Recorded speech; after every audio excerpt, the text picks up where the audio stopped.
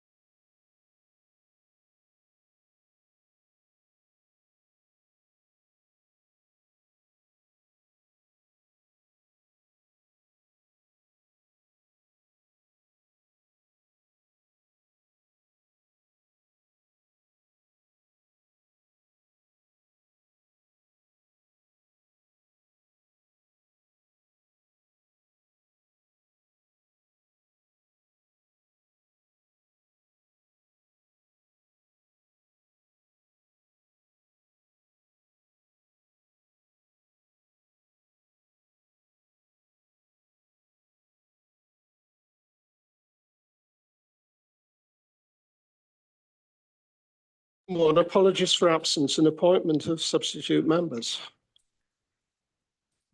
Thank you, Chair. Apologies have been received from Councillor Harry Barrett, Councillor Raymond Connolly and Councillor Maggie Glovely. There are no substitutes. Thank you, Chair. Thank you. Item 2, declarations of interest. Do we have any? No. Thank you very much. Item 3, the minutes of the last meeting on the 5th of December. Do we confirm the minutes are accurate? Hold on. William Barter. You don't? Fine. I don't think they're a complete record of the meeting. They record that the committee, planning committee adjourned to receive legal advice. Fine. The point of the adjournment is to allow free discussion, doubt, uncertainty to be shared and aired. But the legal advice is a matter of fact, and I think the essence of the legal advice should be recorded. Thank you.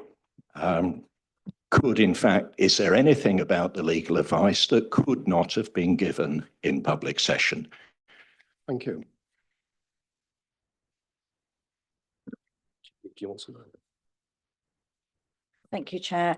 Just to clarify, the advice provided from officers and myself as legal officer at that particular committee was provided in private. And to that degree, we felt it wasn't appropriate, therefore, to summarise it in the minutes of the meeting. Had we obviously conducted the discussions in the main course of the meeting, there would have been a matter for the public record. But it was our view that it was a private discussion, and therefore the details should remain private. Mr. Barter. I'm understanding you to say that it could have been given in public. I'm not saying that, Councillor. Just to clarify, what I'm saying is that the advice was given in private. Okay, I think the point of adjournment is to allow free discussion. It's not to conceal matters of fact. Therefore, Indeed. I don't agree the minutes. Thank you. Yeah. Does everyone else agree the minutes? So let's have a vote on it. Who agrees the minutes?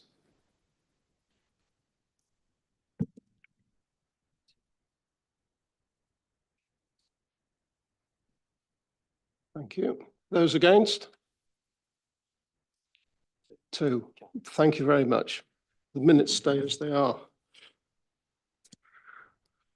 Chair's announcements.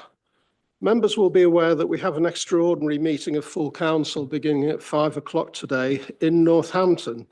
So that's the cause of the meeting today, starting at 1 o'clock. So the rest of the announcements are the normal ones. Members of the public are permitted to film broadcast on the meeting and report on the meeting, subject to the efficient running of the meeting not being affected. Only those people who have registered in line with the committee's speaking procedure may address the committee. Members of the public are requested not to call out during the committee's discussions on any item.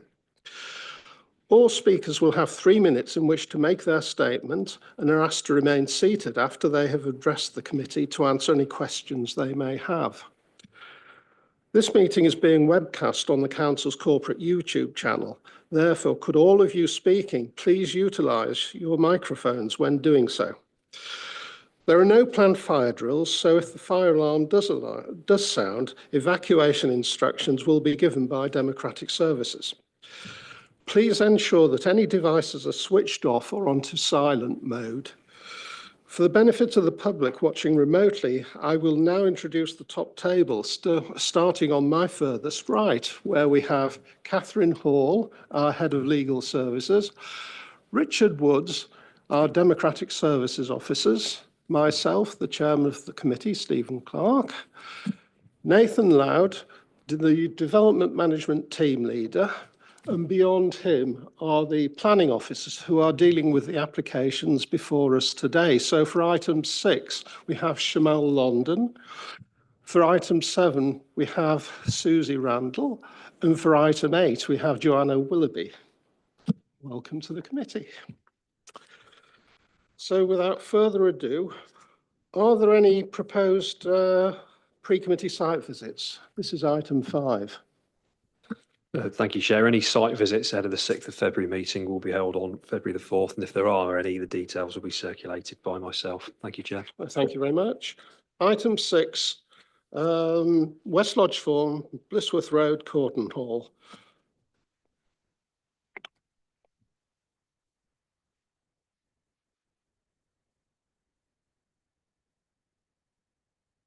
Mr. London. Thank you. So this application relates to West Lodge Farm. And this is an aerial view of the application site with the star marking the subject building. The application relates to an existing agricultural building with a collection of relatively modern agricultural buildings lying in the open countryside between Blissworth and Northampton Road. Some of the buildings on the site have been converted into commercial office buildings and storage units, and some appear to still be used in connection with agriculture. The scheme proposes the conversion of an existing agricultural building to a farm shop and cafe, should be use class E, and 2 commercial units, which should be use class B2 and B8. It also proposes a new access from Corteen Hall Road, car parking, landscaping, footpath, and associated works. Direct entry into the farm shop is gained from the proposed access. I think it's important to mention some relevant history. So prior approval, the building benefits from prior approval for up to 500 square meters of floor space, which is a fallback position. The prior approval actually lapsed during the determination period of the application. However, significant weight is given to the fact that the scheme could be carried out on the permitted development. I'll also mention some differences between the prior approval and also the subject scheme before us. Firstly, the subject application allows for more energy efficient measures to be implemented to the building. Secondly, the subject scheme allows for the entire building to be reused for 3 separate units. Thirdly, additional landscaping and parking in line with council's parking SPD. And fourthly, the proposed access to serve the farm shop and the cafe. Okay, so this is an existing and proposed location plan. So this is the existing and the proposed. So as we can see, the proposed access would be located along the eastern side with the existing access on the, I think this is the western side. There is proposed car parking to the rear. This would be for the farm shop and a cafe. And there will also be proposed car parking for the commercial units. Now, the scheme does propose a footpath, and this would be located in this location here, that I'm pointing to. There is also an existing footpath, which is illustrated as number 8, which is here, but there is also the proposed footpath, which will be located from the proposed access onto the A508 in Northampton Road. I've shown an aerial view of the actual proposed footpath, which will take approximately 4 minutes to walk from the proposed access onto the A508. Now, the A508 currently benefits from a foot and cycle path, which was constructed from the Sergo Business Park, which was given planning permission earlier last year. Now, this is another aerial view of what the foot and cycle path along the A508 currently looks like. So these are both the aerial image of where the proposed footpath will be from the application site and what the current cycle path looks like on the A508. These are some existing elevations and proposed elevations. Now, these are existing and proposed floor plans. The proposed ground floor plan shows basically where the bulk of the development will take place, or that's accessible to the public. So On this right-hand side is where the farm shop will be located. And then directly to the left is where the commercial units, the B2 and B8 units will be located.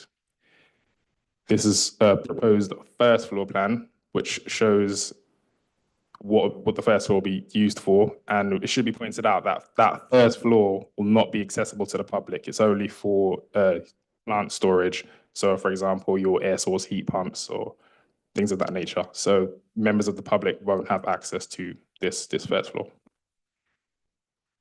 This is a breakdown of the proposed floor space. So as we can see, the bulk of the building would be used for the farm shop and use class E, which is 495.7 square meters with approximately 98.9 square meters for back of house and just above 100 square meters for the commercial units B2 and B8 respectively.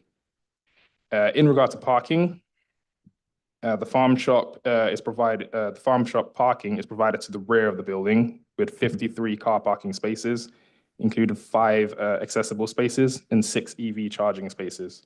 There'll be 3 motorcycle parking spaces and 14 cycle parking spaces. The parking and servicing areas for the commercial units is separate and accessed via the existing access. There'll be 7 parking spaces, including 1 accessible space,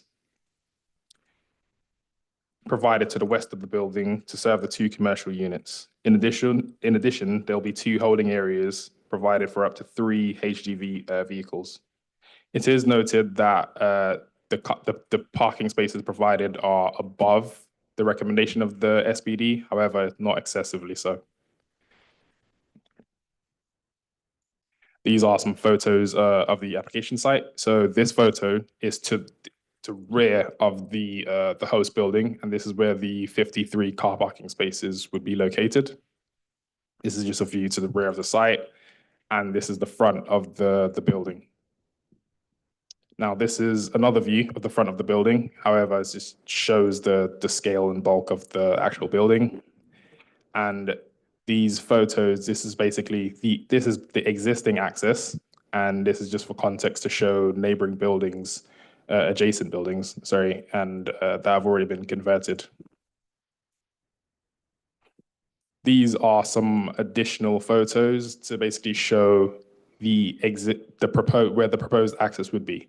So the proposed access would be to the right of this structure.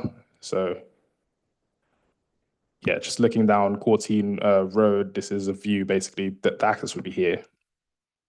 And this is just a view along Courtine Road. This is a photo showing the view from the existing access towards the proposed access. And this is a view of the application site from the east. So as we have here is the main building with the taller part, which will be used for the farm shop and the cafe. And then the 2 units, the part for the 2 units that will be converted into the commercial storage. And this is more of a focused photo of the building, again from the east. And as you can see, it's a glimpse of where the car parking spaces, the bulk of the car parking spaces will be provided. And this is just a 3D image of a proposed 3D image of the building in perpetuity within its setting. Okay, so there were 2 addendums to this application. The first one was for the amendment to condition 20. So we amended the hours of operation to basically allow later operational hours on Saturday and operation on Sundays and on bank holidays. And the second addendum was for the omission of condition 22. Now, this did follow on from a letter from the planning agent. On reflection, officers did agree that controlling, basically what condition 22 tried to do was to control where the goods would be sourced and the type of goods that would be sold. However, on reflection, noting the fact that they could do this under prior approval and it would be their fallback position, officers thought it best to omit this condition. In summary, the proposed development is considered to provide economic, social, and environmental benefits, Secondly, matters relating to design and its impact on character of the rural area, amenity, highway safety and parking provision, ecology, flood risk and drainage have all been addressed within the body of the report and are considered acceptable. Members are urged to grant planning permission subject to conditions set out within the committee report. Thank you. Thank Are you there very any much. questions? And we have Stacey Rawlings, the agent for the applicant, to come and speak to us. Would you like to come to the front, please, and sit in front of the microphone here?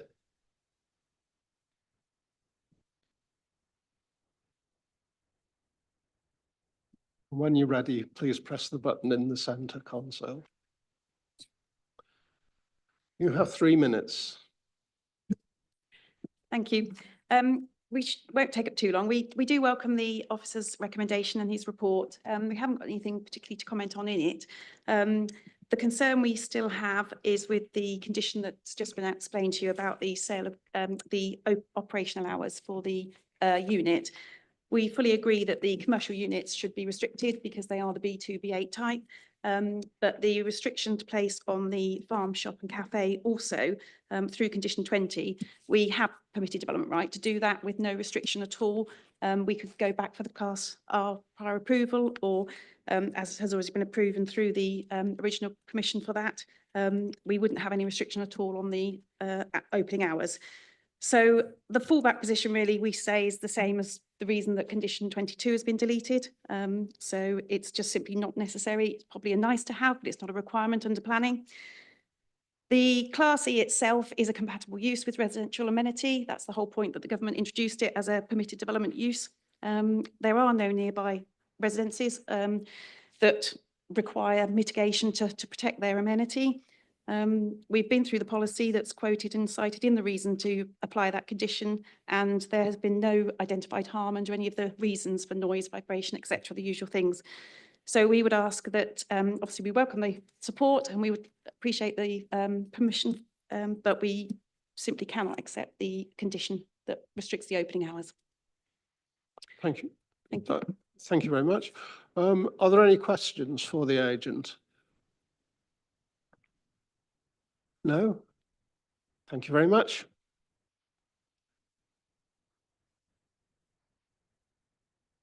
Officers, is there anything in what you've heard so far that you wish to come back on? In regard to the opening hours, we thought that the amended hours that we changed initially, it was only for half days on Saturdays and for no operation on Sundays. The hours that we have proposed, we do feel that these are adequate, especially for the proposed use, which is a farm shop. We feel that it wouldn't be detrimental to the proposed use, and basically we think that these hours are feasible. Thank you very much. Right. Any questions for officers? Councillor Pritchard.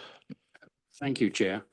With regards to the farm shop, if, should we say in the future, if the farm shop wasn't economical, would the applicant have to come back to us for altering that particular requirement to storage and distribution?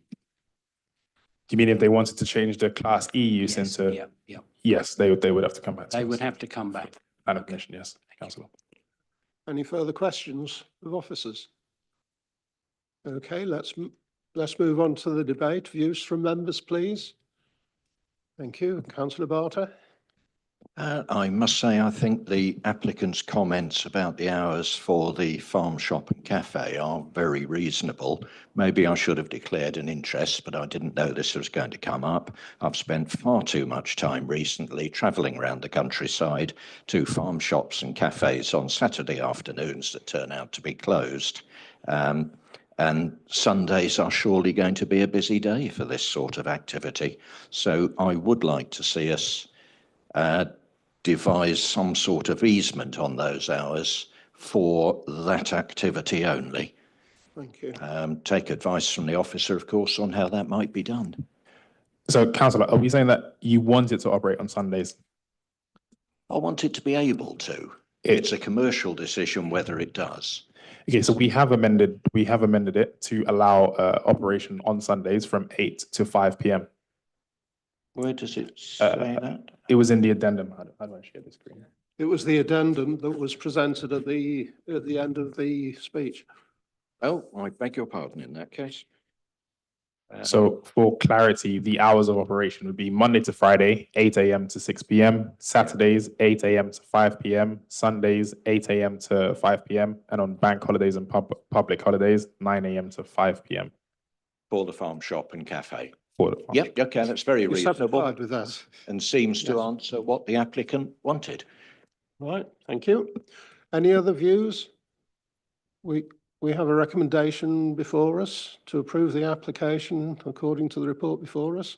All those in favour, please show. Oh, sorry. First of all, we need a proposer and seconder.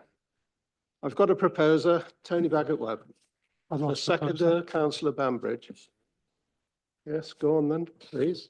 Thank you, Chair. Just to confirm, you're proposing and seconding that the application be approved, subject to the amendments set out in the committee updates to delete condition 22 and amend condition 20.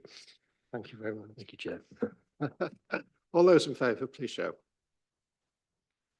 Those against? None. Carried unanimously. Thank you. Item 7, Clifford Hill Mill, Little Houghton.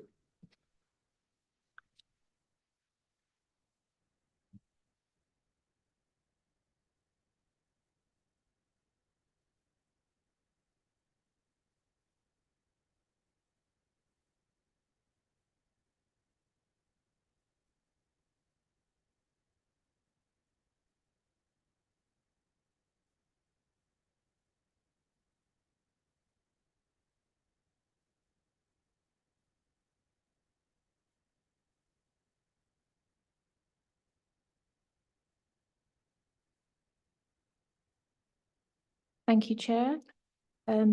This application is for Clifford Hill Mill, Little Houghton. Could you speak a little closer to the mic, please?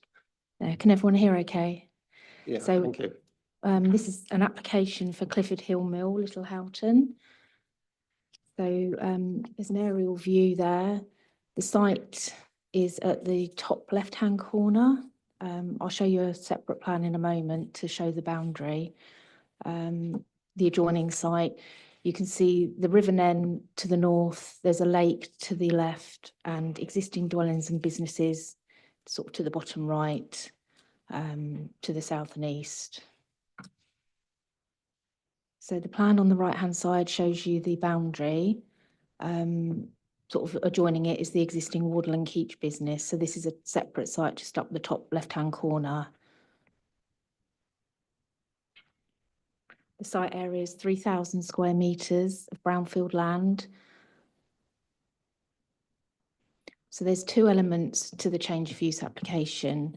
So there's the use of the hard standing area to the south of the site to store HGVs and coaches. So that'd be a total of 36 stored there when not being used. And then there's a total of 150 self-storage containers to the north of the site, of which 90 are already there. So that part's retrospective, but they would like another 60 new containers. So the justification put forward for this is that it would support and supplement the existing Wardle and Keach business, which has faced a considerable decline in recent years because there's not the demand for international removals. And at the same time, there's been an increase in demand for self-storage facilities. And planning policy generally seeks to support the expansion and diversification of existing rural businesses and the economic benefits it brings to the local community and provides local jobs. This would protect local jobs. It wouldn't provide any additional ones, but it would protect the existing jobs within the business. So that's just a plan showing kind of the layout. So there's rows to the north of the containers, and then sort of to the south is the area for parking for the HGVs and coaches.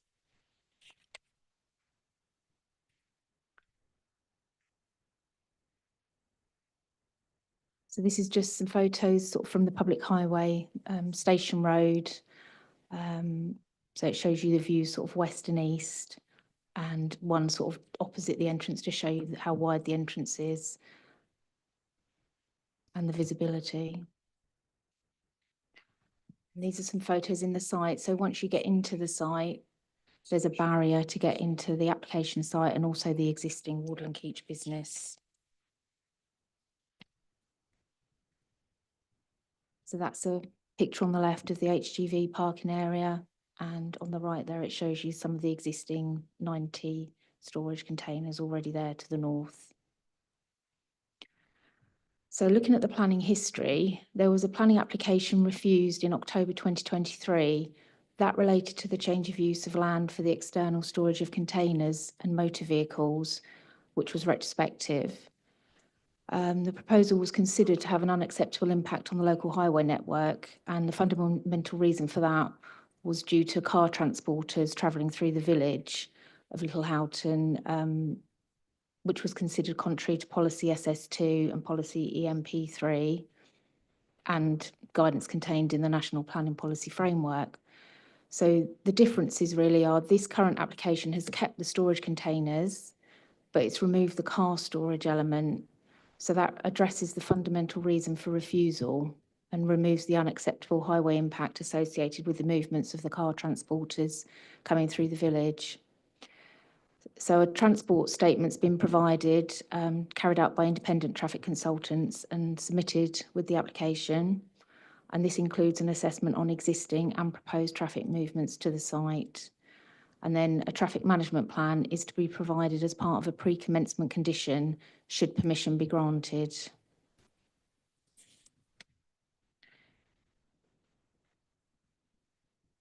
So looking at the context and the constraints of the site, there's already several existing businesses in the vicinity of the application site, obviously including Wardle and Keach site. There are some other businesses, along with several residential dwellings, all accessed off Station Road, Mill Lane Junction. Mill Lane is a single track carriageway of various widths with open views ahead and areas that you can pass where it's wider. There's a scheduled monument, Clifford Hill Motte Castle, which is of national importance, and that lies a significant distance away to the east of the site. And in between it, there's screening with intervening built form. And generally, the application site screened well with mature trees and hedgerow.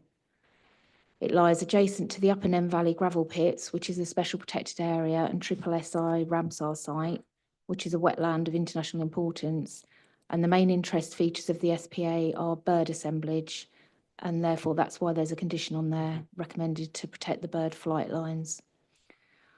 All matters relating to the visual impact, its impact on heritage, the character of the rural area, residential amenity, highway safety, ecology, flood risk and surface water drainage have all been assessed individually within the committee report and are all considered acceptable. So looking at the traffic management plan that's proposed, within 1 month from the date of the decision, if it was to be approved, we would require a traffic management plan to be submitted and to be approved by the local planning authority. It'll include an HGV and coaches routing plan and a template letter to be sent to all HGV and coach operators, providing details of the routing plan. And the traffic management plan will also include details and the location of a left turn only sign to be positioned at the exit of the site.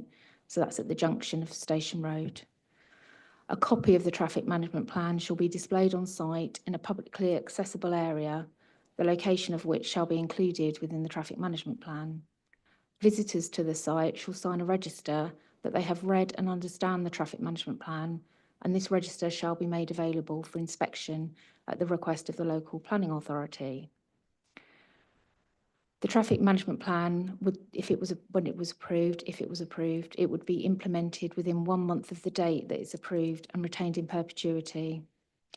We've also added on a review mechanism. This is in the updates. So the traffic management plan shall be reviewed annually upon the anniversary of the approval of this document by a transport review panel group.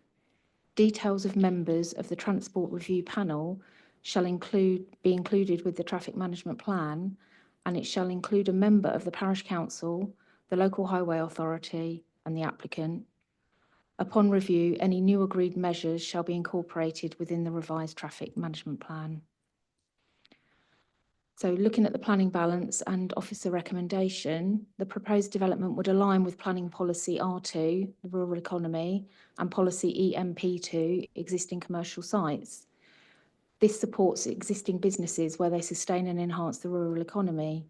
These policies support commercial sites, including intensification, which will normally be permitted within the existing curtilage or through appropriate extensions to allow the expansion or diversification of existing commercial and employment generating businesses and provide the associated economic benefits and safeguard employment.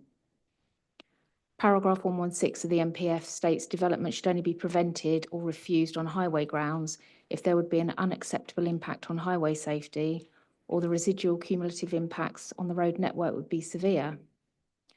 Whilst the proposal is not considered to have an unacceptable impact or to result in severe impact on the highway network, the updated traffic management condition should address highway safety and traffic concerns raised by the parish council and some residents, as it would require annual review meetings that would address concerns identified by monitoring. Upon review, any new agreed measures could then be incorporated into the revised traffic management plan. The setting up of a review panel that includes the applicant and representatives of the parish council and highways being included represents a positive solution for all parties. It's therefore recommended that permission should be granted subject to the conditions in the officer report, including the updated traffic management condition that includes a yearly review of the traffic management plan. Thank you, Chair. Thank you very much. And our first speaker is an objector, and it's Ethan Glover on behalf of the Davidge Usher Trust.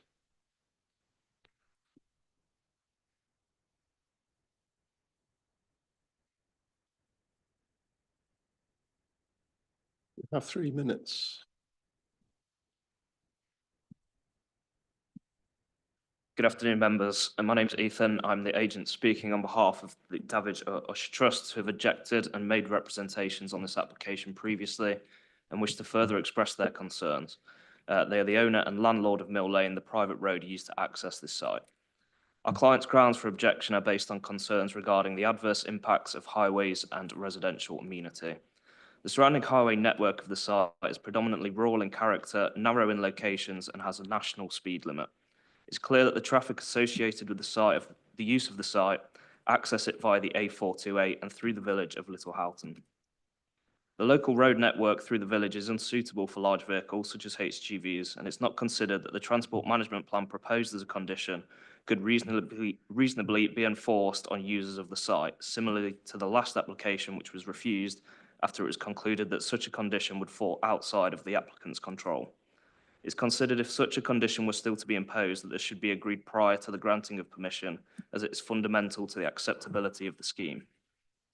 If planning were to be granted for the application, the Trust would also urge the local authority to impose restrictions on the operating hours of the site, where currently vehicles of various weights and sizes are accessing the site 24/7 at any hours of the day, negatively impacting and disrupting surrounding residents. The submitted planning statement suggests that the site is not close to residential properties. However, there are a number of properties that directly abut the proposed site and use the same access track. There are 8 letters of objection on this application from residents, each expressing this concern. The transport statement submitted suggests that vehicle movements are only between 6 a.m. and 7 p.m. Monday to Saturday. However, local residents have suggested this to be untrue and experience traffic at all hours, impacted by the noise and vibrations of each vehicle accessing the site and passing their homes. Within the committee report, hours of operation are addressed, and it said that it would be difficult to add a condition relating to the operating hours of the storage element, as breaches would be difficult to identify. A condition securing hours of operation is commonplace for non-residential development, and we believe a condition could still be imposed restricting these, and should evidence come forward of breaches, these could then be enforced against. It is the Trust's view that this application should either be refused or at least deferred until suitable conditions can be consulted on and agreed with regard to an appropriate transport management plan, and the hours of operation being limited to such that they do not adversely impact the amenity of nearby residents. Thank you again for the opportunity to speak. Thank you very much. If you'd remain there in case of questions from members. Do we have any questions for our speaker today? No? Thank you very much. And now I call for the written submissions to be read out. Mr. Woods. Thank you, Chair. I've received written submissions from Little Houghton Parish Council and Councillor Fiona Cole, who is the local ward member for Hackleton and Grange Park, which encompasses Little Houghton. I will read the statement of the Parish Council first.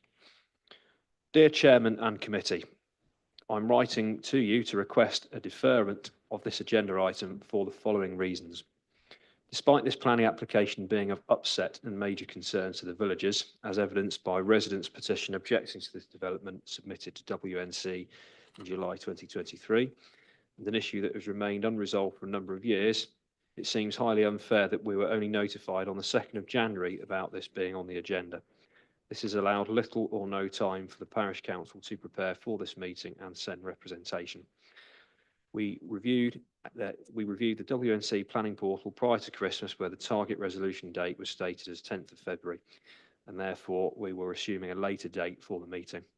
Secondly, at the Parish Council meeting of 24th of September 2024, it had been raised that the through traffic of vehicles had increased significantly as a result, we believe, of business activity at Clifford Mill.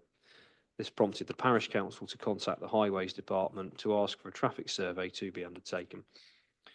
While acknowledged by Highways, they to date have not been able to undertake the survey due to a backlog of work. We believe this to be important evidence to be taken into account before a final decision is made. Finally, we would have preferred to make our points in person, particularly those we raised to the local Highways Authority response that the conditions suggested to address the original points made by the Planning Committee report dated 12th of October 2023 are inadequate, i.e. that third-party vehicles cannot be controlled by the applicant, that there is no way or clarity to know how subsequent conditions made can be enforced, and disappointingly, no reference to the proposed hours of operation despite it being witnessed in the village that HGVs and coaches are entering and leaving the site in the early hours of the morning. I would therefore be grateful if the committee take these points into consideration and defer this agenda item to a later date to allow the Parish Council proper time to prepare a statement and ensure we are able to attend the meeting to make our case for this significant issue of concern to the village. That concludes the statement of Little Houghton Parish Council, and I will now read the statement of Councillor Fiona Cole, who is the local ward member.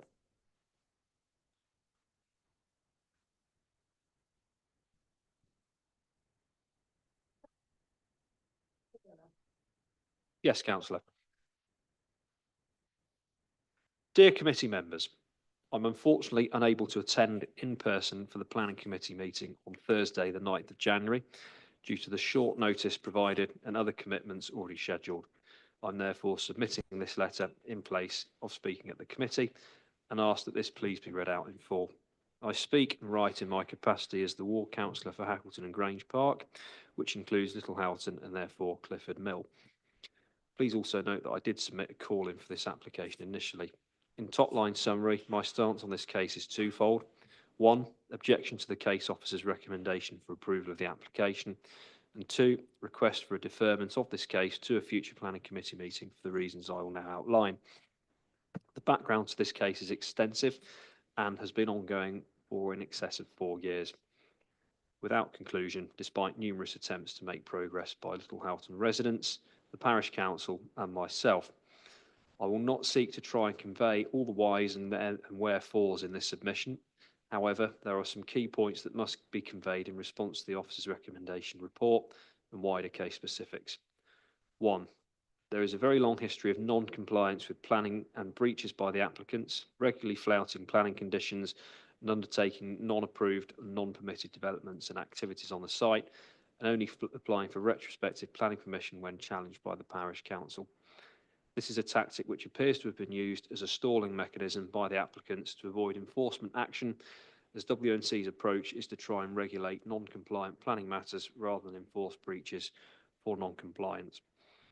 This unfortunately creates an effect of the tail wagging the dog in situations where applicants are working the system, usually for their own interests, rather than the best interest of residents and local communities.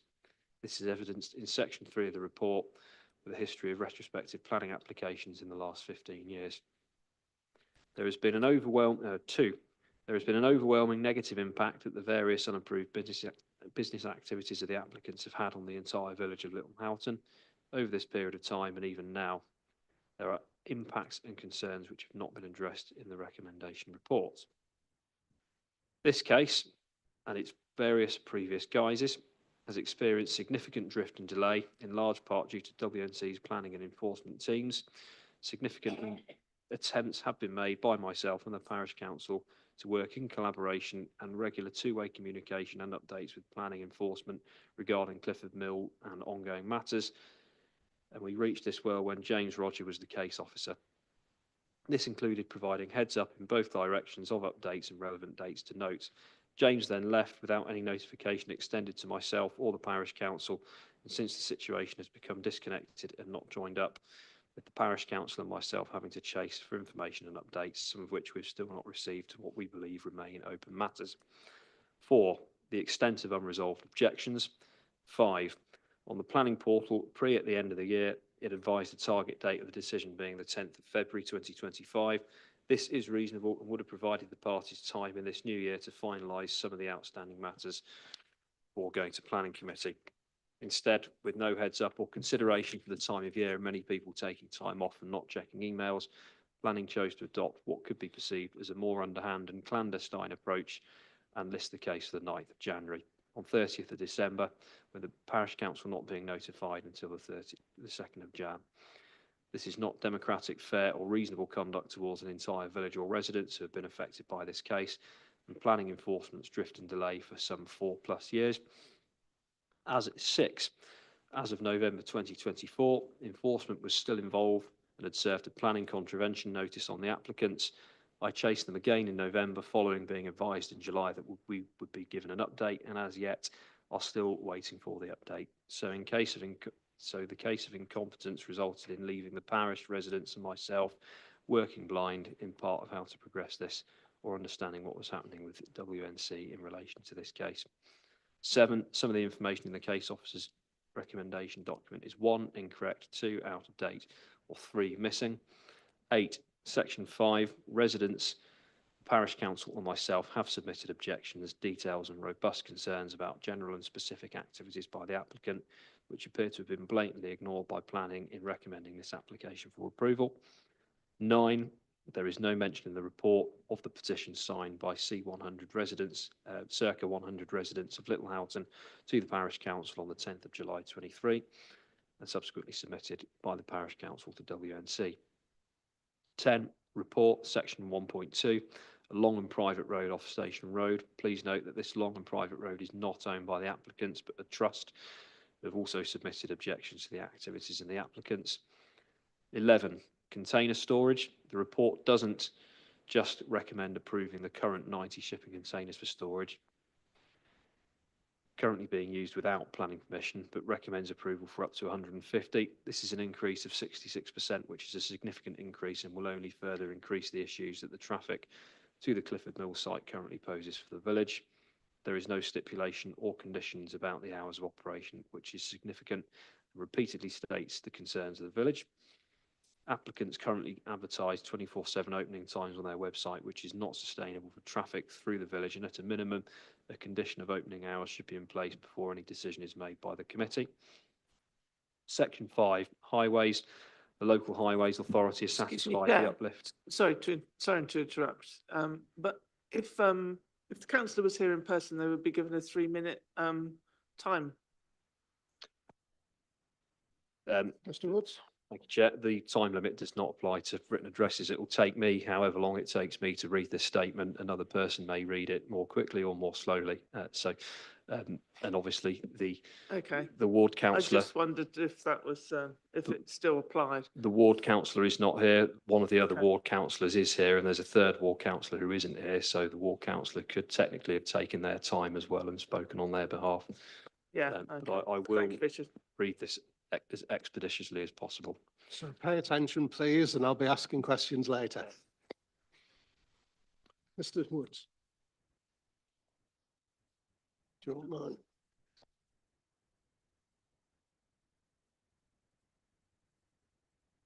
I've been reading for such a long time that the microphone battery has run out.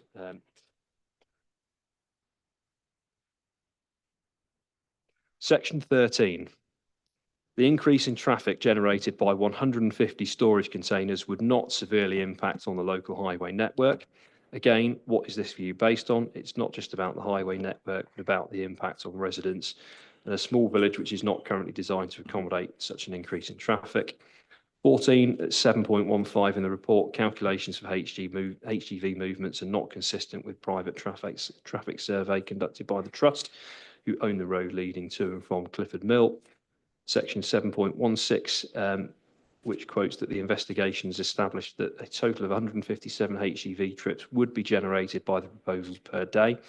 This overall increase in trips would equate to 12 two-way vehicle movements per hour. If operating between the hours of 6 a.m. and 7 p.m, this increased level of HGV activity is so significant for a small village like Littlehoughton, and I encourage the committee to visit this site first to see and judge for yourselves.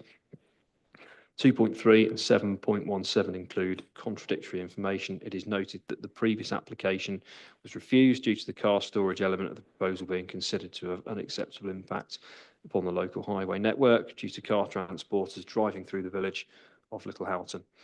Whilst this current application includes storage of vehicles, it would not include the car transporter elements of the previously refused application and removes the main reason for the refusal of the earlier application.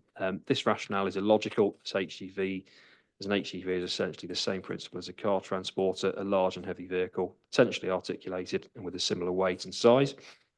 17 at 7.20, it would also be difficult to enforce. Just because something might be difficult to enforce, it's not a reason to include it in planning conditions or recommend approval without it. If conditions are needed but not considered enforceable, then approval should not be recommended or made. Traffic management plan should all that's set out in the report. I would disagree that this is a workable condition. Any traffic management plan needs to be in place before a decision is made. And also, it would only seek to discourage vehicles from driving through the village, not make it a traffic violation. The reality is that car drivers, in the absence of monitoring or enforcement, will access a site whichever means best suits their convenience. And this has been evidenced to be the case in the last 4+ years to the detriment of village and residents. And the traffic management plan is so fundamental to the objections raised that it must be dealt with and proposed before a decision. Section 19. Quoting that visitors to the site shall sign a register that they have read and understood the traffic management plan. Councillor Cole states that this is another activity which would need to be provisioned before visitors attend the site to avoid continued disruption to the village. 20, quoting the confirmed normal hours of operation and movements related to the storage of HGVs and coaches alone would be 7 a.m. to 6 p.m. This needs to be made a condition of any potential planning approval rather than the storage being advertised as 24/7, as is currently the case. 21, parking for HGVs and coach drivers and visitors. The recommendation states that HGV or coach drivers will leave their own vehicles there while they are away driving the fleet vehicles. There is a lack of clarity about where this will be, as there are only 19 visitor spaces provisioned for 150 storage containers. With 39 coach or HGV spaces, this does not stack up for parking. 22, ecology. This application of suggested suitability worded conditions will ensure that any future potential impacts or effects from increased lighting, noise, pollution incidents, and visual and actual flight and sightline of intrusion is appropriately controlled. Again, any suitable worded conditions should be in place before any decision.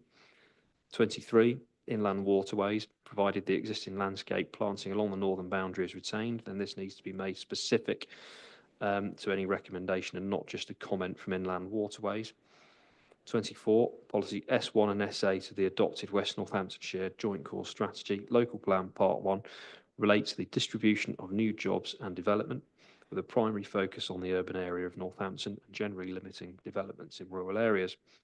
Policy R1 sets out the spatial strategy for the rural areas and permits the development outside of the existing confines in exceptional circumstances where it will enhance or maintain the vitality of rural communities, would contribute towards the improved local economy. Councillor Cole comments that whilst economic growth is clearly positive and welcomed, this needs to be appropriate for any given areas and site. We do not understand how the officer considers the site appropriate for the level of development and activity being proposed and recommended in both terms of its proximity to a small and historical village, its highly rural nature, and also its limited and tight single access route. 25, and there are two more points after this, Chair. The justification and reason for the current proposal is due to the necessity to support the diversity in existing removal business. Business support is one thing, but this could be deemed as an excessive expansion and intensification, and it would not be unreasonable in such circumstances that a business should be looking at new premises more suitable for their expansion, rather than expect a village and confined site to accommodate their intensification. 26. One would consider that the provision for the delivery, visiting and belong to a business when made was based on a certain level of vehicles in order to protect the integrity and longevity of this important infrastructure bridge, which is not the most robust and also quite narrow, hence the weight of the restriction. This application, if approved, would significantly increase the heavy vehicles over this weight-restricted bridge with no research or evidence presented to understand the impact this could cause for what is a very critical bridge for many residents of the surrounding area.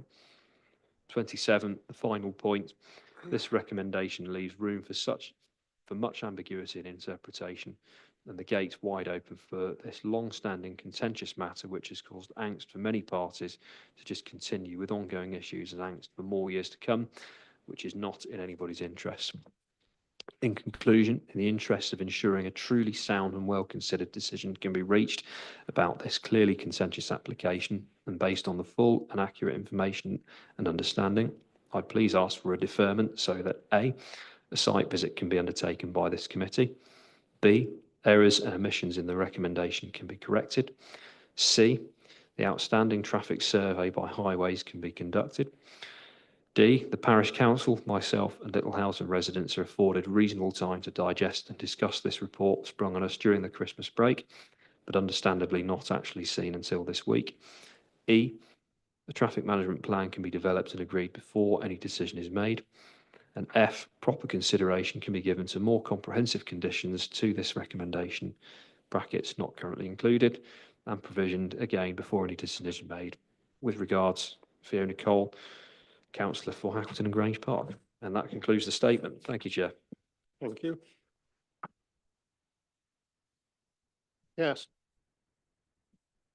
I mean, with the best will in the world, it is really, really difficult to absorb all that while it's being read out. Could we make a practice potentially in future, and subject to being able to, within the time available, of course, of circulating written statements with the updates? It would save us time. It would give us a chance to take them in. Mr. Woods. Thank you, Chair. Yes, we certainly can, but with any submission of written statements by a local ward member, they must also be read out in the public record, in the public meeting for completeness. So unfortunately, there's no way around hearing the address, and that will be read out by Democratic Services. But yes, we'll take that on board and we can circulate those in future. Thank you, Chair. Right. Well, at least if I'd had a chance to read it beforehand, I could have caught up with my kip while you were reading it. Councillor Baggott. Maybe we should adjourn so as to read it. Councillor Baggott-Webb. Thank you, Chair. Two things are being mentioned here. The question I need to ask, has due process been followed with the timing of the reports and this meeting? Because it seems that people were obviously on Christmas break. We've only had the report a short period, and it was due for consideration by the 10th of February, which would definitely imply to many that it will be considered in the February meeting. I just wonder whether legally we have followed due process. Mr. Woods.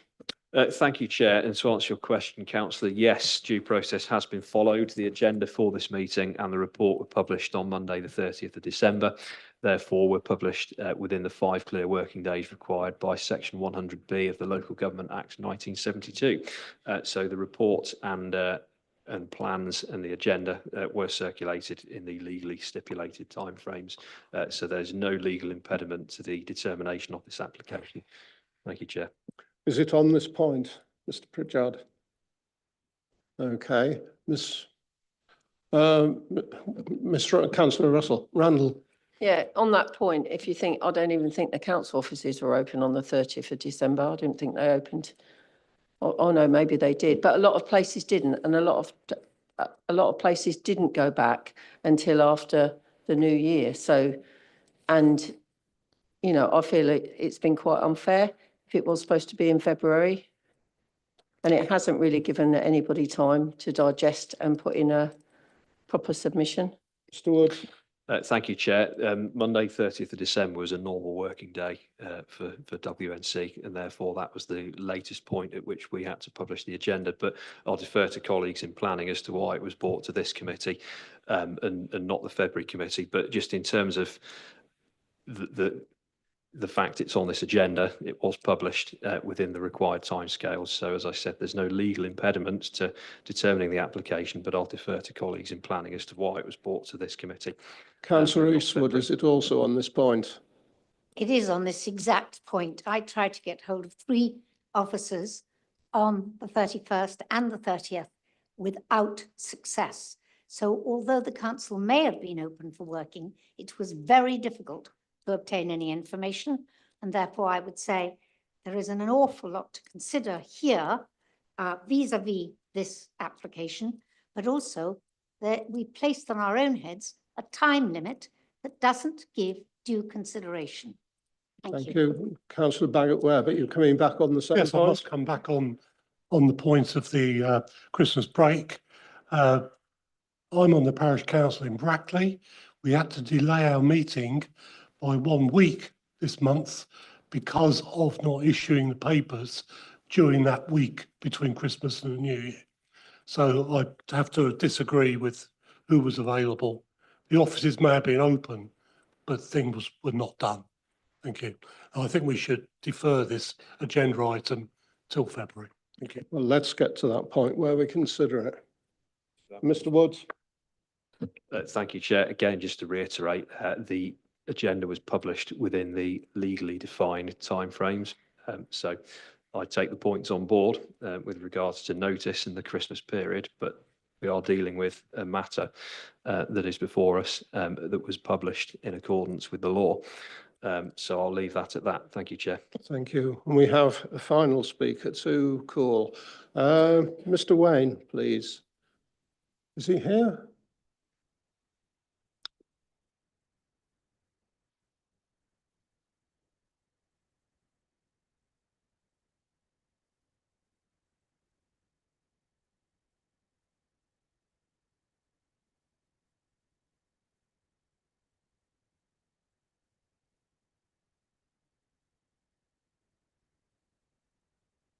Councillors, I act for the applicants, Wardle and Keach International, in this matter.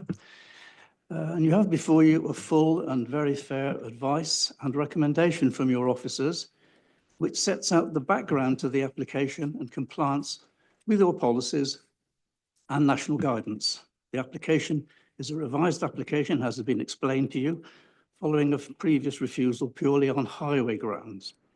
The highway objection to a certain use of the site has been met and replaced by additional storage containers, which do not generate HGV movements and allow for the use by small local businesses and individuals. My clients have a business, a local business, that has provided storage facilities in the existing site for over 30 years. And this is a proposed extension being generated by an increased demand for such a use. This is not surprising, as many brownfield sites are now going for housing. Can I draw your attention to paragraph 7.21, which sets out the additional condition agreed with your officers, which would further control the use of the highway access. And Chairman, obviously this has been amended in the latest updated details. I'd also draw your attention to the support from the economic development section and your officers' advice. This proposal complies with your development plan. Interesting to listen to what has happened before I came and sat down here. Firstly, the agent for the owner, of course, the agent's clients do provide access to the site and provide guidance, and they also deal with an enforceable situation, because they actually control the hours of operation of this site in many, many ways, by having access gates on their own land. In respect of the comments from the parish council, all I can say is that in listening to them, there are a number of points which are either based on anecdote or are in fact incorrect in the way that they've been put forward to you. But I, unfortunately, Chairman, like your councillors, do not have the time to go through 27 individual points that have been raised on the day. And it certainly gives me a very interesting position, as I'm supposed to be here to represent my client and to deal with any particular points, the matters of interest that have arisen in people to be talking to you beforehand. And I feel at a distinct disadvantage at this particular point in time. Having said that, I would respectfully request that you follow your officer's advice and approve the application. Thank you, Chairman. Thank you very much. Are there any questions for Mr. Wayne? No? Thank you very much. Thank you, Chairman.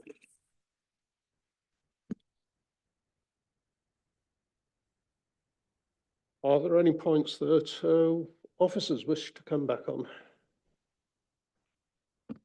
Yes, Chair, I think there's a few points that I'd just like to come back on with regards to what I've heard with regards to some of the comments. First of all, with regards to the date on the website being the 10th of February, that's the date that the application expires. Obviously, we tried to take applications and determine them in a time-effective manner. So the application has come before you at the earliest opportunity possible.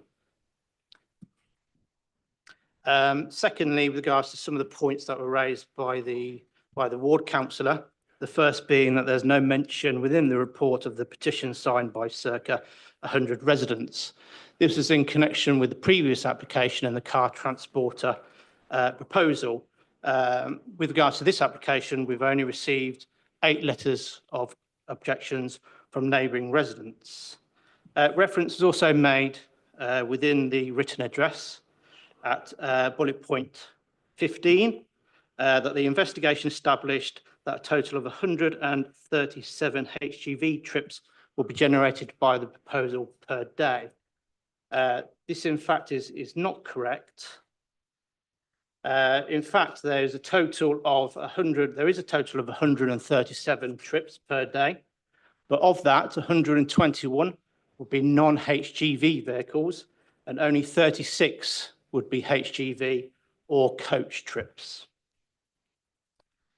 With regards to the mention of deferring the application so that members could see the traffic management plan, both officers and the local highway authority consider that such matters could be conditioned and to require these details to come forward as part of the condition as set out within the condition. And as part of that condition, and once it's submitted, the officers will consult the local highway authority on the details contained within that report. With regards to hours of operations and the fact that there isn't a condition restricting that, we found that it's very difficult for ourselves to impose such a condition given the number of businesses which operate from this site and the adjacent removal business, Wallen and Keats. It would be difficult to distinguish which HGV lorries were in connection with the removal business and which HGVs would be in connection with the storage element, which is subject to this application. So it'll be very difficult to control it. We obviously heard from the applicant's agent that they do have controls of the gates themselves, and this could clearly be set out within the transport management plan as to how they will control the operating hours in connection with this proposal. And I think that's all I have to come back in terms of clarification. Thank you, Chair. Thank you very much. Right, Councillor Pritchard. Thank you, Chair.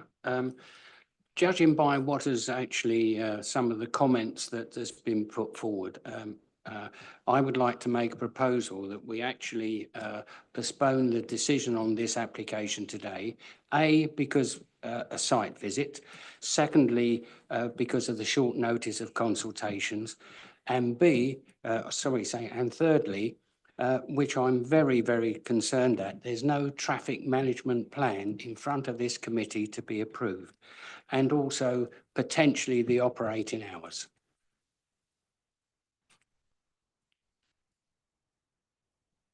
Did you get that, Mr. Woods? Yeah, okay. Any comments on? Mr. Loud. Yeah, just to quickly come back on those points with regards to the deferral remain in regards to seeing a draft transport management plan. I would say that obviously officers and the local highway authority consider that such matters could be conditioned. Given the timeframe in terms of if you did want to see a draft traffic management plan, such would have to be produced by the applicant. We would then have to allow for a 21-day consultation with technical consultees, as well as the parish councils. So it wouldn't come towards the February committee. It would have to come towards, at the earliest, the March committee, which would mean that it would be determined out of time. Thank you, Chair. Thank you very much. Councillor Bagot-Webb. I'd like to second the proposal by Councillor Pritchard. Thank you. Thank you very much. Who wants to speak on that? Councillor Sharps. Actually, I think we should really draw attention to what Nathan has just said, that we are under a time sort of frame here. It's quite important when we make this decision. So if that comes back, it will be out of time. So the decision we make here is actually very crucial, and we've already heard from Nathan here today, and he expressed it brilliantly actually, that they are in control of the highways. They're going to be having a traffic management, but it's going to go to officers. Now, I personally believe that they are going to do the right thing. They've laid it out. We can see it here. Other than the fact that there's no sill, I'm afraid I personally can't see why we cannot move forward with this today. I think that we really need to discuss this and hear more from our officers on this, please. Do you want to add any more, Mr. Loud? Yes, I agree with what Councillor Sharp has said. I'd perhaps also further add that we have amended the condition to allow a review mechanism to be in place and for a transport review group to be set up, which will obviously include the parish council as well as a local highway authority representative. And I think this is a great way of controlling the traffic management plan and making sure that it works. And if it's not working for local residents, then obviously the parish council, who will be on this review panel group, can raise those concerns and discussions can happen and the transport management plan can be reviewed. So it's not like we're saying that they have to submit the transport management plan and then they have to follow that out for the lifetime of development. We're allowing that to be reviewed. So if things aren't necessarily working as well as what they should do, then there's that review mechanism in place. Thank you, Chair. Thank you. Councillor Eastwood.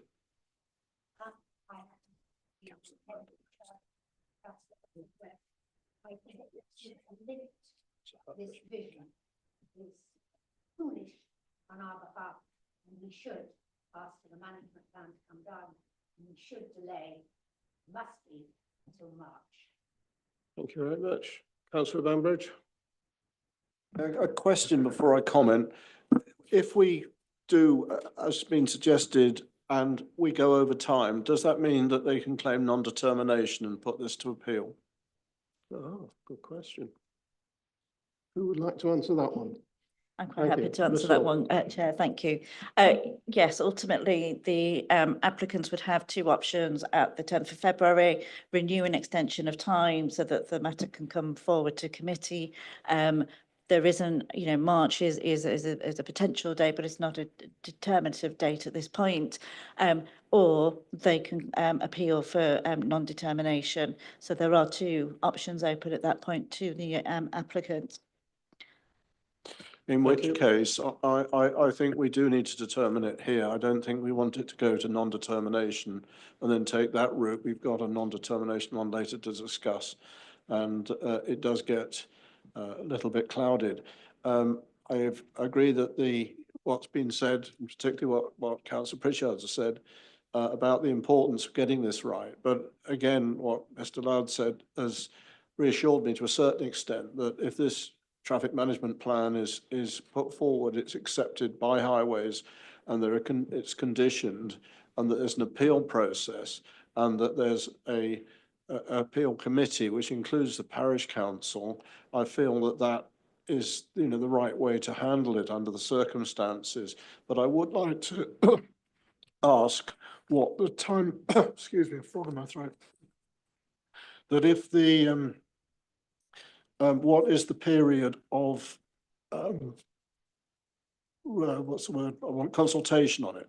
So if they start on say the 1st of March, this business, at what stage can the committee follow up and benchmark these events to make sure that they're being complied with and that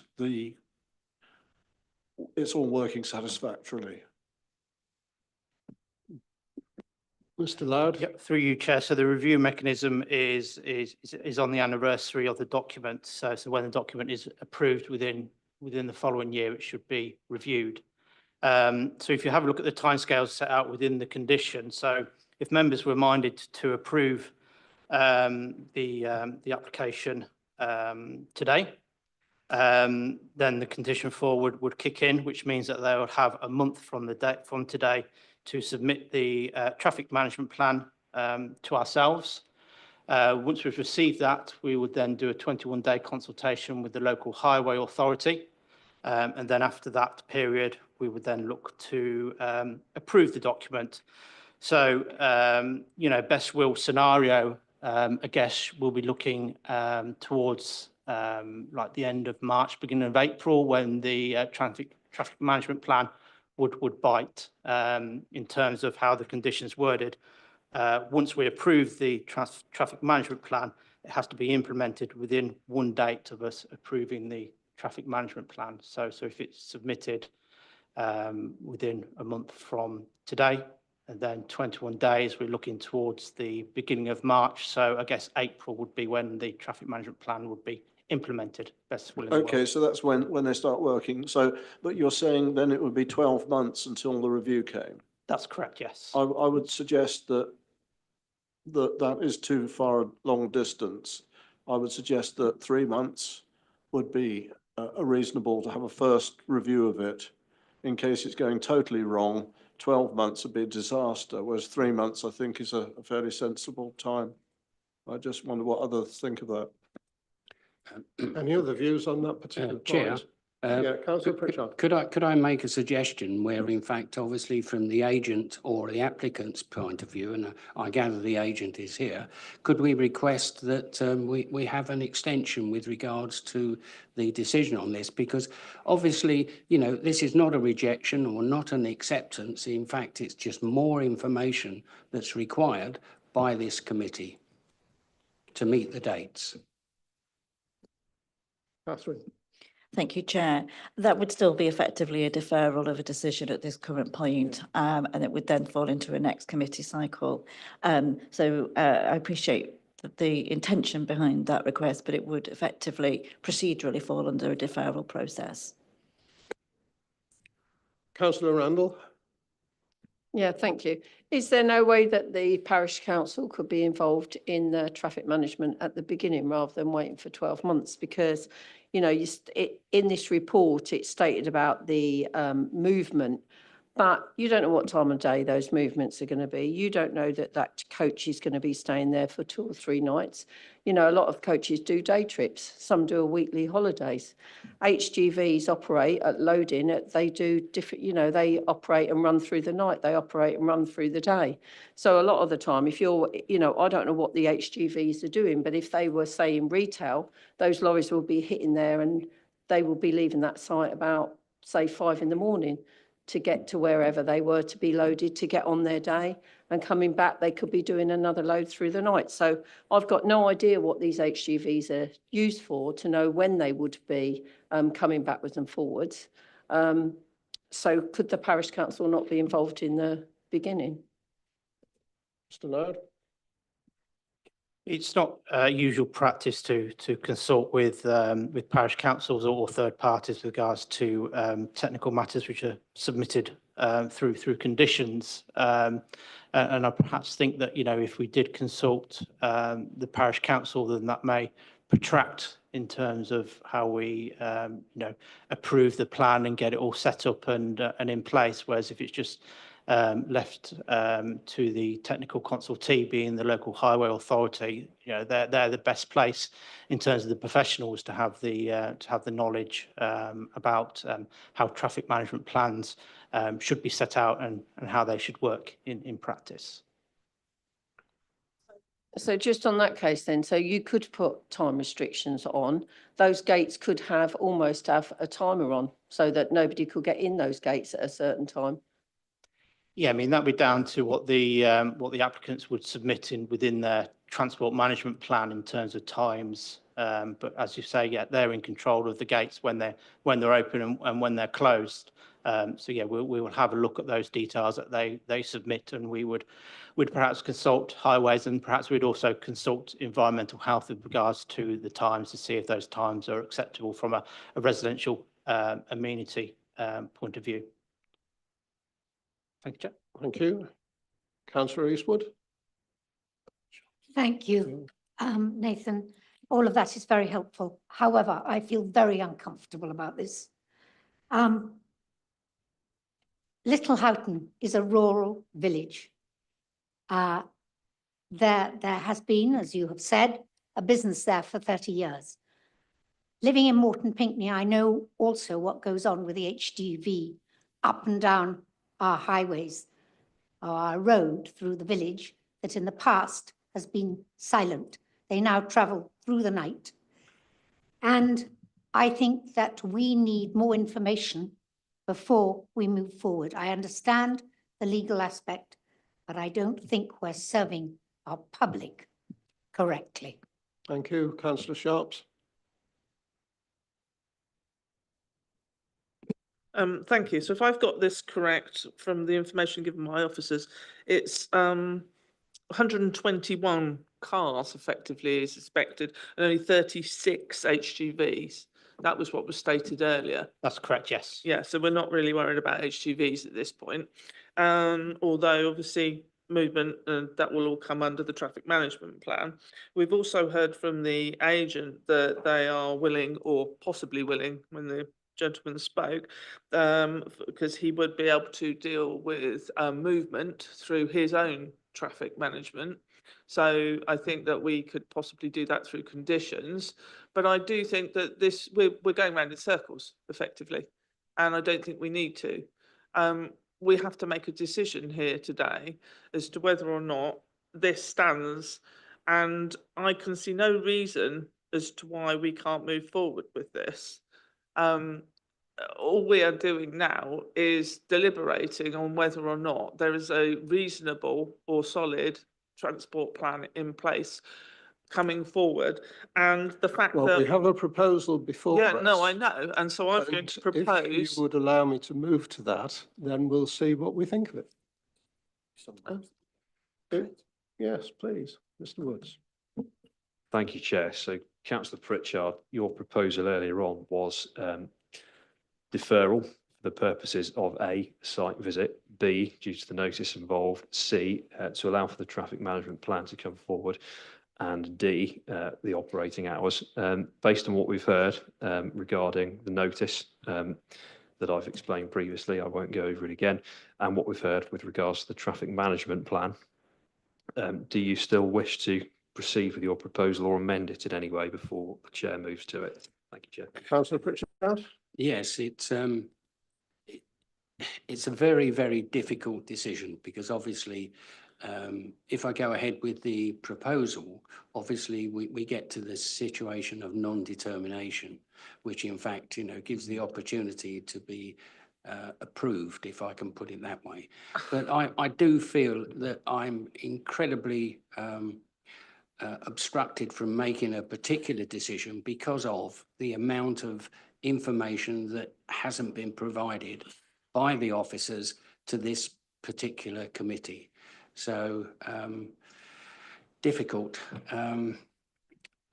If I withdraw the application, I still believe that there must be some way that we can actually get this information, particularly the traffic management plan, which once again, I emphasise that it should have been actually put together, and so therefore it should have been put into this particular application to this committee. So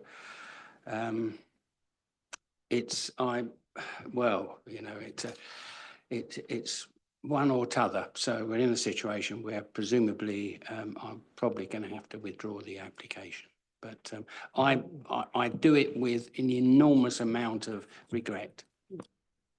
Thank you.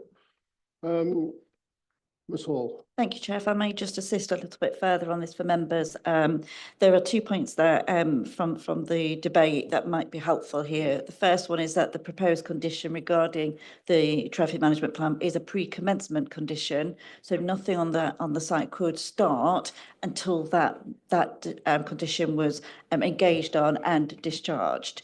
The second part of that is that planning guidance encourages us to consider as planning authorities that where there is an identified issue that needs to be mitigated or addressed in some shape or form, that we then look at whether that can be done through conditions. That in this case is considered an appropriate route for the traffic management plan. So just to give you a little bit more context there, that might assist in your deliberations. Thank you very much. Councillor Barter. Perhaps you can help my memory out, but I must admit I'm struggling to think of a previous instance where the traffic management plan has been presented with the application. Is that something we would normally expect? Mr Loud. It's certainly not uncommon for traffic management plans to be conditioned. Normally, we'd only expect a traffic management plan to be submitted if it's been specifically requested by our local highway authority to be submitted prior to determination. But in this instance, they're happy for it to be addressed through condition. Right. We're not experts in traffic management. I'm not sure of the benefit of putting a traffic management plan in front of us. Councillor Sharps.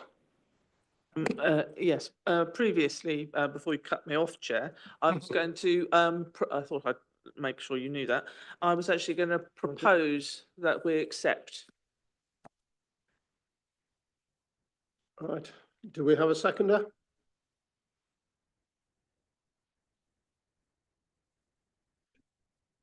Councillor Bembridge. I want to make a counter proposal. Oh. Go on then. I would propose we accept the officer's recommendations with the condition that the transport management plan was processed as has been discussed, but the review comes at 3 months after commencement in the first case, and after that to be decided possibly annually from there on. But that would be my basic feeling for it, which would give time for it to be established whether it's working or not, and involve parish council in its deliberations. If I can, would that be acceptable to Councillor Sharps? I'll come back on that. It is already in the agenda as annually, but I think 3 months is too soon. I would be happy with 6 months. I think 3 months you can't gauge anything, but 6 months I think gives adequate recourse for the plan to have settled. Is that acceptable to Yes. you, Councillor Yes. Bembridge? Yes. Okay. I'm happy with that. Mr Woods, would you restate the proposal? It may be best to check that that is acceptable to officers before we proceed, Chair. Is that acceptable to officers? Through you, Chair, we were actually going to suggest 6 months. Perhaps I do wonder whether it needs to be reviewed every 6 months, or whether the first one just needs to be reviewed within 6 months and then annually after that. So I wonder if the first review should occur within 6 months and then after that yearly. Yep, If we possibly do 6 months for the first 2 years and then annually from there. And then we are properly doing due care and diligence there. Okay, yeah, we could work at that. Okay, any other views on that? Chair, if I may, and Sure. the only concern I would have with that is that it's not, it has the potential to be considered as an onerous condition and therefore not enforceable. So if I understand why we won't want to be more rigorous on this particular site, but we need to consider whether that is an appropriate level of review for the particular Just site. 6 months then. Okay. Yep, please summarise, Mr Woods. Thank you, Chair. So it's been proposed by yourself, Councillor Sharps, and seconded by yourself, Councillor Bambridge, that we approve the application in accordance with the officer's advice, subject to the amendments to the condition relating to the traffic management plan, that the first review will now come after 6 months and then annually thereafter. And the exact wording will be determined by officers, but that will be included in the minutes. Thank you, Chair. Thank you. Before we vote, does anyone wish to speak on that? Councillor Randall? Yeah, thank you. So after the 6 months, so if they're not adhering to the management plan, then what happens? Right. Who wants? Mr Lloyd?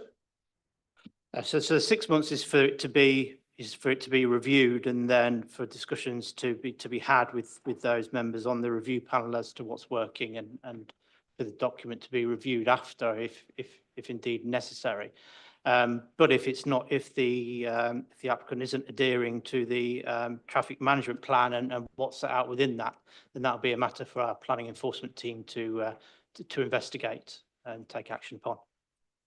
Thank you very much. So moving to the vote, all those in favour of the proposal, please show. Those against? None. Abstentions? Thank you very much. The proposal's carried. Thank you very much.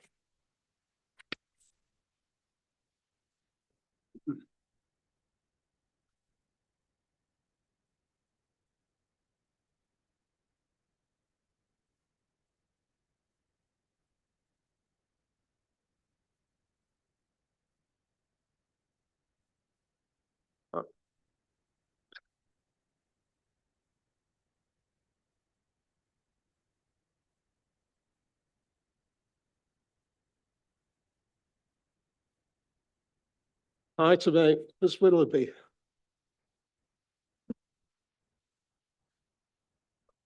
Thank you, Chair. Just before Jo goes into her presentation, I just wanted to set out a bit of a background with regards to the purpose of the report. So the purpose of this report is to formally advise the Planning Committee of a recently received non-determination appeal concerning planning application reference 2023-7948. This application seeks to propose erection of a boundary fence at the site located on land south of Horton Road, Hackleton. The application would have come before members of the Planning Committee following a call-in request by Councillor Cole. This report seeks to establish the Planning Committee's position in relation to the Council's intended recommendation. Members need to determine whether A, if an appeal had not been received, the Planning Committee would have approved the application, either in accordance with the officer's recommendation or other reasons, or B, whether if an appeal had not been made, the Planning Committee would have refused the application, and if so, on what grounds. I just wanted to briefly provide a bit more clarity on the purpose of an Article 4 directive. So an Article 4 directive is put in place to remove or restrict one or more permitted development rights for a site or area, meaning that planning permission is required for what would ordinarily be undertaken under permitted development. They are created to provide local planning authorities greater control over development which would normally be permitted. This allows the authority to evaluate the proposal merits to ensure it aligns with local planning policies. However, it does not mean that all development would be refused. It's just to provide a mechanism for a more thorough assessment and control. So in the case of this proposal, whilst the Article 4 directive removes permitted development rights relating to the erection of fencing, such as what is proposed, it doesn't mean all development of this nature would be refused, only that it allows the local planning authority to assess the proposal against the development plan. I'll now hand you over to Joe to do a presentation. Thank you.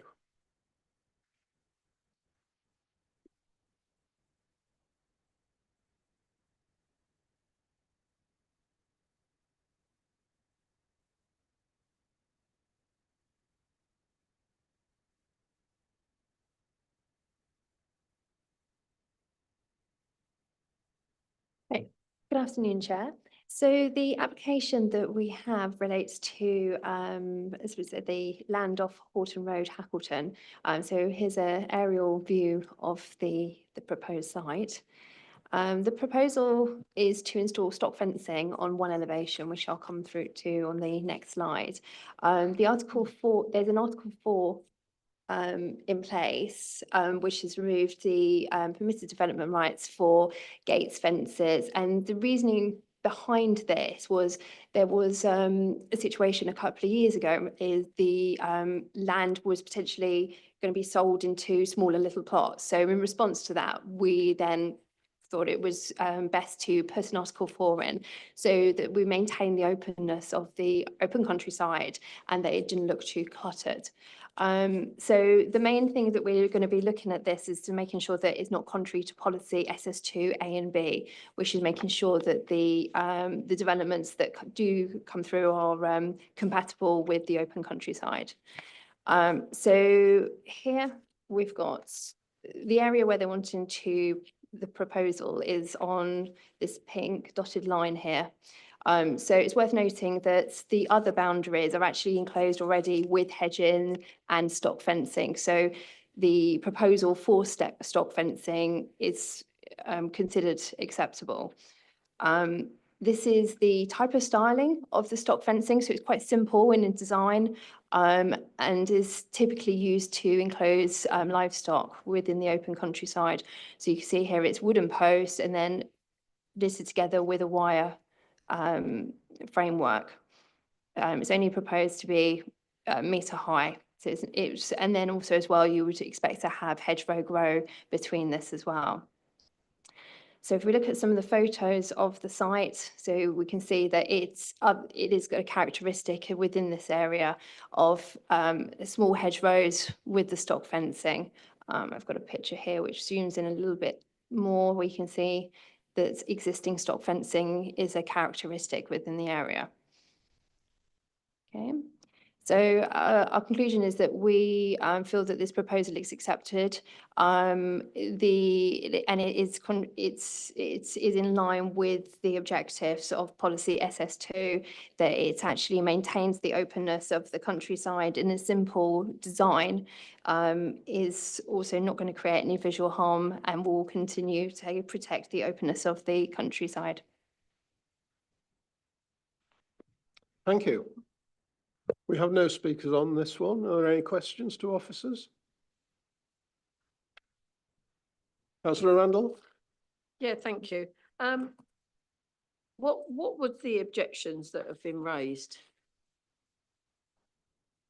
So I think it probably stemmed back from where we were saying about the subdevelopment of the plots, that there was a concern that it would create a subdivision within the open countryside. So the queries raised was that this was going to create further subdivision in the countryside. Thank you. Thank you. Councillor Pritchard?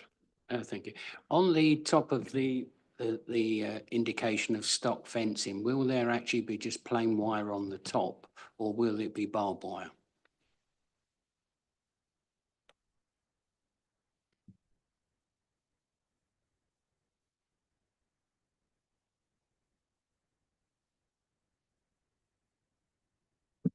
It would just be a wire at the Just top. plain It won't be, wire, yeah, that's right. And presumably there'd also be access for foxes to get through and so on. Yes. It will be. Okay, thank you. Thank you. Councillor Bagot-Webb? Trying to get my head around this one. It just seems to me that it's putting up a hedge in a field. It's just got a bit of support with a wire. Yes, that's right. Can't get my head around why we're sitting here debating. Thank you. Complicated. Any views on that from officers? No?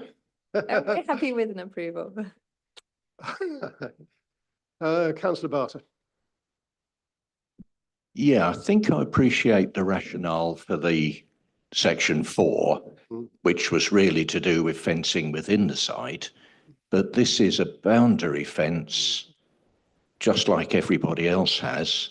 I seriously cannot imagine that we would have objected to it if it had come to us.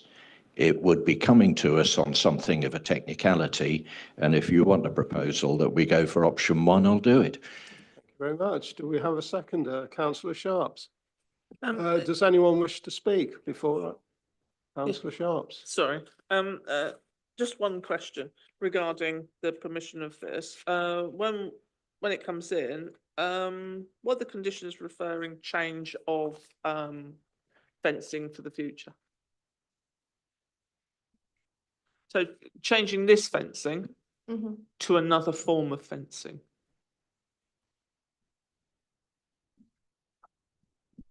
Yes, so I think because the Article 4 directive is in place, which removes any minor operations such as fencing, that also not just includes erection, but also includes the alterations and replacements of the fencing. So they wouldn't be able to alter this other than like for like stockproof fencing. But if they wanted to put in a different type of fencing, which is different in character and appearance, then they'd have to come back to us for further permission.